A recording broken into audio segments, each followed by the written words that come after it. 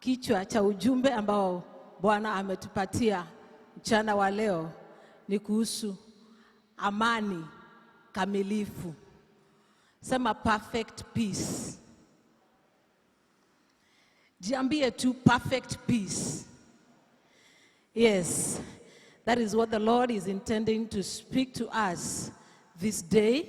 And I want to quote some few verses from the Bible ambazo zitatuongoza kuweza kupata lesson yetu ya leo ambayo Bwana anakusudia tukaweze kujifunza kutoka kwake.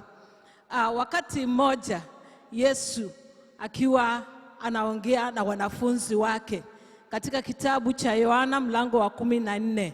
Ingekuwa vyema kama unanakili tu ukaandike kwa sababu nitaenda kwa wepesi ili tukaweze kusave time. In the book of John chapter 14 verse 27, the Bible is saying, as Jesus was saying, "Peace I leave with you, my peace I give you. I do not give to you as the world gives. Do not let your hearts be troubled and do not be afraid." Amen. Akasema ya kwamba amani yangu nawapa, amani yangu ninawaachia, na siitoi kama vile ambavyo ulimwengu unatoa. Na akasema ya kwamba mioyo yenu isifadhaike na msiwe na uoga. Hallelujah. In the book of John chapter 16 verse 33, the Bible is saying, "I have told you these things so that in me you may have peace. In this world you will have trouble, but take heart, I have overcome the world." In the book of John 16 verse 33.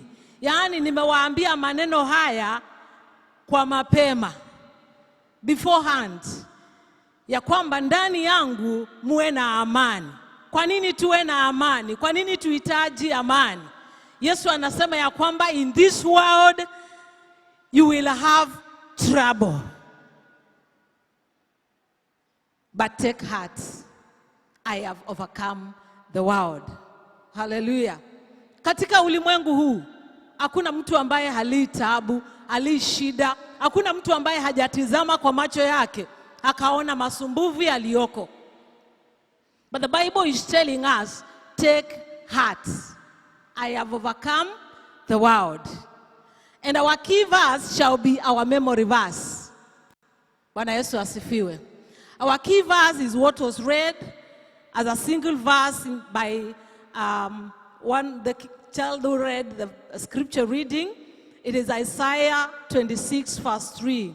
Isaiah 26 verse 3. Before I get to the message that the Lord has for us, the Bible says, "You will keep in perfect peace him whose mind is steadfast, because he trusts in you." You will keep in perfect peace him whose mind is steadfast, because he trusts in you. I'm talking about perfect peace. Yesu akasema ya kwamba amani yangu siwapatei kama vile ambavyo ulimwengu unapeana. Amani ya Yesu ni perfect. Bwana Yesu asifiwe. Many times unakuta katika nchi kuna vita.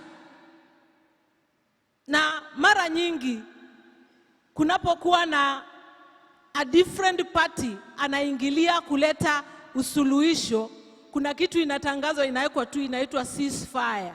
Yaani kuwe na utulivu wa kiasi ambao hauaminiki kama utaendelea ama watu watatulia wawe na amani kweli. But Christ is telling us, I don't give this peace as the world gives. It is perfect peace. Bwana Yesu asifiwe. This peace that keeps the whole of you in order.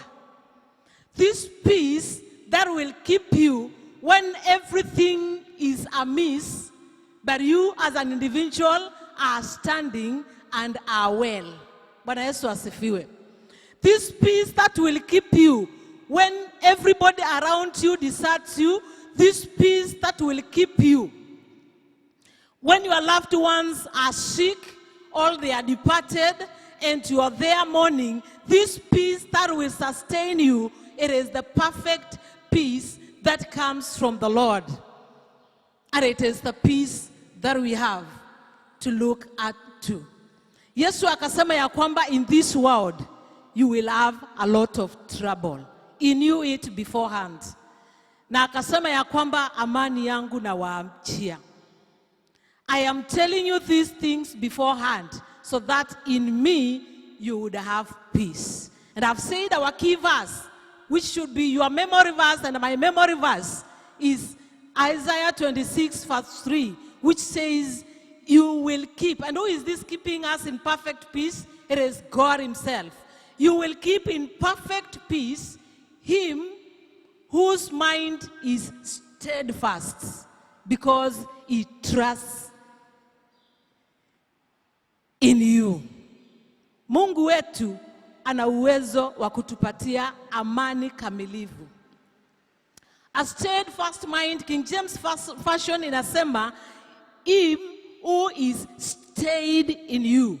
When you are stayed on a particular focus, you don't change your mind, you don't change your eyes to anything else, you don't change your attention to other things. You remain focused on that particular point because there is something good about it. God is faithful. In the book of Psalm 91, the Bible is talking of the faithfulness of the Lord being our shield. Hallelujah. The fact that God is faithful and he doesn't change, we are secure. And because of that faithfulness, the Lord requires that we remain focused to him. We remain stayed on him. We remain steadfast. Najua ya kwamba in real life, when we are having issues of life, we have so many distractions. Kuna mambo mengi yanaweza kutufuta kando, tukaweza kuachilia our focus on the Lord. Na mambo haya si kwamba Yesu hakuyajua, aliyajua. Na kwa sababu anajua na anatambua unyonge wetu, neema yake inatutosha wakati wote. Na ndio maana anatupatia assurance. Anatuambia kwamba my peace I live with you. Bwana Yesu asifiwe. And out of this, because aim ya lesson yetu ya leo ni kwamba mioyo yetu ikawe focused unto the Lord. Si kwamba Yesu atambui ya kwamba kuna mambo yanatusonga. The other day we had some message from this same pulpit kuhusu mpanzi ambaye alienda kupanda mbegu. Na hizi mbegu kuna zile zilianguka katikati ya miiba. Na Biblia inasema ya kwamba kwa sababu ya kusongwa na miiba, hazikuweza kufikia mahali, hazikuzaa matunda. Si kwamba Yesu ajui kuna mambo yanatusonga siku baada ya nyingine. He is very much aware, but his grace is sufficient for his chosen people, because it is at that particular point in time where he promises to give us perfect peace. Hallelujah. And so, from the book of Luke, chapter 14, I would want to read this one with us. I will read this with us. In the book of Luke, chapter 14, verse 25 to 27. Luke 14, 25 to 27, if you're writing down, if you're opening up your Bible and giving you some few seconds. Luke 14, 25 to 27. The Bible says, if anyone comes to me and does not hate his father and mother, his wife and children, his brothers and sisters, yes, even his own life, he cannot be my disciple. Now, I'm not imagining the God of love who came to bring love to us, telling us to hate. This is a version, I'm reading from the NIV. I know there are some other versions that talk of loving Christ more than we love the people that I have just mentioned. Yesu akawa anaongea anasema ya kwamba if anyone comes to me and does not love me more than who? Than his father, his mother, his wife, and children, his brothers and sisters, hata nafsi yake, hawezi kuwa mwanafunzi wa Yesu. Mpendwa unayeketi mahali hapa, najua unapenda kuwa mwanafunzi wa Yesu. Bwana Yesu. Najua umechagua kuwa mwanafunzi wa Yesu. And you see, when we make that choice, we have to follow what the Lord requires of each one of us. We cannot serve the Lord with divided attention. Isaiah imetuambia kwamba tunamwangalia with steadfastness. Si kwamba Yesu atambui ya kwamba tuna mama na baba, tuna mke, ama una bwana, una watoto. Ni kweli utawapenda. Even your own body, we have a lot of time to take care of ourselves. But the Lord is telling us, if upendo wako kwa hawa wote, hata kwa nafsi yako mwenyewe, umezidi upendo wa kumpenda Yesu Kristo, haufai kuwa mwanafunzi. Ni kweli tumejileta tunasema ya kwamba we want to follow Christ. Tunaimba tunasema I have decided to follow Christ. But if your attention to the Lord is lesser than the attention you accord to all these other parties, you are not worthy being a disciple. So it's about the time that you make up your mind and decide, am I really qualified to be a disciple of Jesus? Kwa sababu Yesu anataka attention yako yote. Hallelujah. In the book of Matthew, ukisoma 6, the Bible is talking of the people who are following after the things that would satisfy their needs. Unajali kwamba nitakula nini, nitavaa nini. Na Yesu anasema ya kwamba it is only the pagans who run after all these things. I know that you need them. Seek ye first. Hallelujah. Seek ye first the kingdom of God. And all these other things, the Lord is saying, I will add on to your life. Amen. Kwa hivyo Bwana akatusaidia tukafanye maamuzi ya sawa. Ni kweli tunampenda Yesu. But have we met the qualities of those that need to be disciples of the Lord? Because learning from the Lord requires your attentiveness. Hallelujah. I'll read from some other part of the scripture in the book of 1 Corinthians chapter 7 verse 29 to 32. 1 Corinthians chapter 7 verse 29 to 32. If you're writing down, if you're opening the Bible, I'm giving you a few seconds to turn with me there. 1 Corinthians chapter 7 verse 29 to 32. I'll read. What I mean, brothers, is that the time is short. From now on, those who have wives should live as if they had none.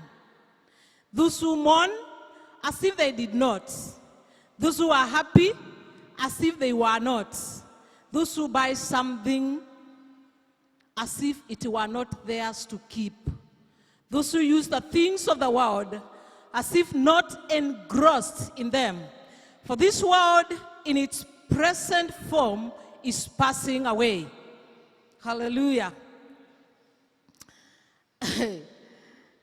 Paulo alikuwa anaongea maneno haya. Najua maybe kwa kanisa la wakati huo yalikuwa ni maneno mazito, na hata kwetu pengine inaweza kuwa ni maneno mazito.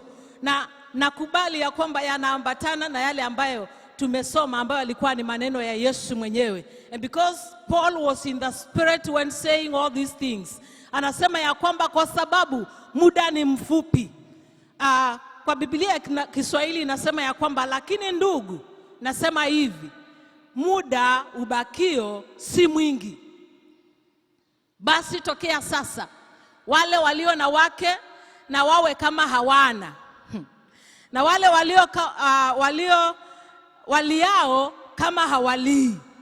Na wale wafurahio kama hawafurahi. Na wale wanunuao kama hawana kitu. Hallelujah. Nyakati ambazo tunaishi sasa ni nyakati za mwisho. Kuna particular word that has been used there.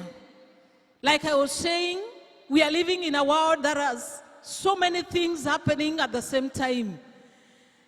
Na kweli tunapokea neno la Mungu kila wakati.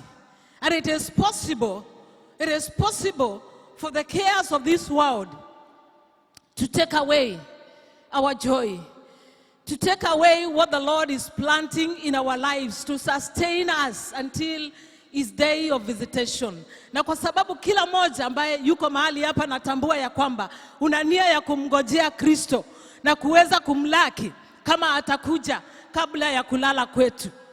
It is very possible kujikuta ya kwamba umetoka katika njia. Wapendwa waliimba wakasema ya kwamba katika safari mambo ni mengi. Wana wa Israeli walitembea hii miaka 40 wakiwa jangwani, na si wote tu walifika nchi ya ahadi. Wengi walikufa kwa sababu ya manunguniko. Manunguniko huja wakati kuna masumbufu katika maisha. But the Bible is telling us in that particular verse, verse ambao nimesoma pale inasema ya kwamba let me just open the Bible because I decided to write this down so that I save on time. I'm reading from 1 Corinthians chapter 7. Chapter 7. The verse that I'm reading is 31. The Bible is saying, those who use the things of the world as if not engrossed in them. For this world in its present form is passing away. The term engrossed. When you are engrossed on something, I will use a simple example to explain this. Sijui, kwa sababu tunaishi kwa kizazi cha masimu mengi, masimu mazuri. Mara utakuta mtu ameshikilia simu yake na hata kando yake kuna hatari na haoni, kwa sababu macho yake, roho yake iko pale kwa simu, mawazo yake yote yako pale. Hata mambo ambayo yanatendeka kando yake haelewi. Wae huyo mtu ako engrossed on what they are watching. The term engrossed, I'll use it to refer to a situation where the cares of this world may steal our attention from focusing our eyes on Christ, and we miss the mark. Bwana Yesu asifiwe. There are many things that we may get engrossed onto and forget that we have a journey before us, forgetting that we have eternity with Christ, just because you've just married and all your cares, all your energy is directed to the new wife, or to the new husband. All your energy is directed to that particular fiancé of yours, and because time is running out, unataka tu muoane uwe na sweet time. There are many things that will draw our attention away from the Lord. But the Lord is telling us to be careful, because the moment your attention is not on the Lord, already you have created an idol. Bwana Yesu asifiwe. Umekuwa na sanamu, na sanamu ile itakuiba mawazo yako na upoteze mwelekeo, uache kumtazamia Yesu. Na mara ghafla ndio maandiko yanasema ya kwamba yeye atatokelezea kama mwizi. Haujui atakuja usiku, haujui atakuja mchana, haujui atakuja wakati gani. Na saa hii ameanza kufanya visitations za ajabu.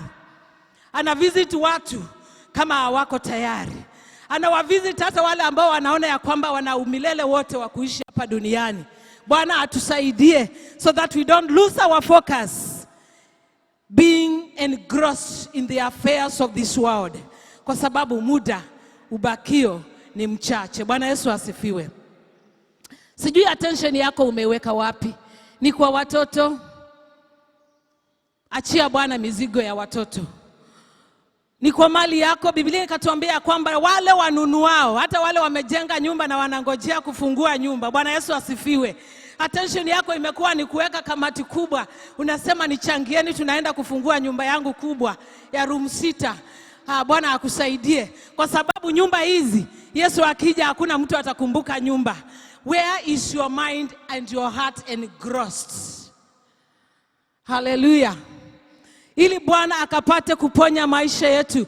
Maandiko yanasema ya kwamba the Lord will keep in perfect peace them that are stayed on him, because they have trusted in the Lord. Mpendwa, wakati attention yako inakimbilia vitu vinavyopita, vinapokuondokea, unabaki na huzuni. Wakati attention yako umeiweka kwa mtu na amekuondokea, unabaki na huzuni. But when you have the Lord, he gives perfect peace. And this is the peace I need in my life. This is the peace that I pray that will cover you, because the Lord is coming soon. Hallelujah. In the last part of what I'm presenting to us this day, I read from the book of 1 John chapter 2 verse 15 to 17. 1 John chapter 2 verse 15 to 17. I will read that part because it was read to us. I'll just repeat briefly. 1 John chapter 2 verse 15 to 17. The Bible is saying, do not love the world or anything in the world. If anyone loves the world, the love of the Father is not in him. For everything in the world, the cravings of sinful man, the lusts of his eyes, and the boasting of what he has and does, comes not from the Father, but from the world. The world and its desires pass away, but the man who does the will of God lives forever. Hallelujah. Tumemaliziwa chapter. Kama akili yako na moyo wako uko kwa vitu vinavyopita na muda, ole wako. Kwa sababu muda ni mfupi. Our time is limited. Maandiko yanatuonya tu, yanatuambia usipende dunia wala vilivyomo katika dunia hii. Kwa sababu kila anayependa dunia, upendo wa Mungu hauko ndani yake. Kumbuka nimesema ya kwamba si kwamba Mungu hatambui tuna watoto, tuna waume, tuna wake, tuna wazazi. Anajua wapatie upendo wa sawa, lakini tambua upendo wa kumpenda Mungu hauwezi kulinganishwa na haya mengine yote. Let us focus our minds on Christ, who can heal us, who can restore us, who can give us grace to withstand even in moments of trouble. Uko pale pengine hata kazi iliyotegemea imeisha. You feel bothered. Focus on Christ. Anasema ya kwamba atakupatia amani kamilifu. Mambo yamekuendea mrama. I don't know what you may be going through as an individual. The Lord is saying, when you focus unto me, I will give you perfect peace. And this is what we need today. Katika maisha ya sasa. Hata maandiko yakasema ya kwamba those who are mourning, wakae kama hawamoni. Kwa sababu muda umeisha. We need God. We need Christ to dwell in us richly, so that we are able to withstand the circumstances of life ambazo zinatusonga siku baada ya nyingine. We cannot make it without this peace from the Lord. Hallelujah. May the Lord help us. The Lord desires that we worship him. If our attention is drawn to other things, we've made them to become our idols. Zimekuwa miungu mingine na Bwana hapendelei. Biblia inasema ya kwamba hatujui kwamba Mungu wetu ni Mungu mwenye wivu. Anakuelewa mpendwa ukiwa mahali pale, na ananijua. Anajua jinsi ambavyo umeishi maisha yako. It is the high time you rededicate your life to the Lord, that he may give you this perfect peace that will keep you in all situations of life, because we cannot do without him. May the Lord bless us.